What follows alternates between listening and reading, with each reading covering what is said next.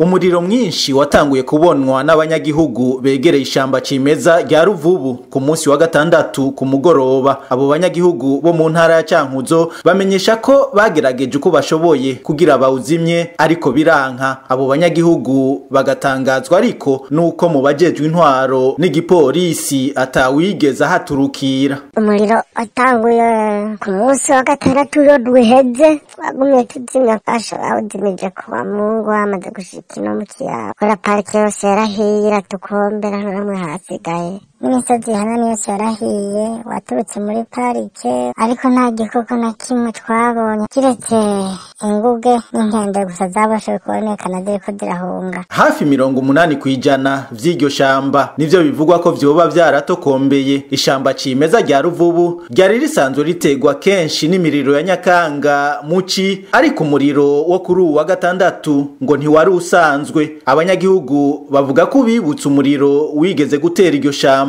haraciye imyaka 10 hari mu 2013.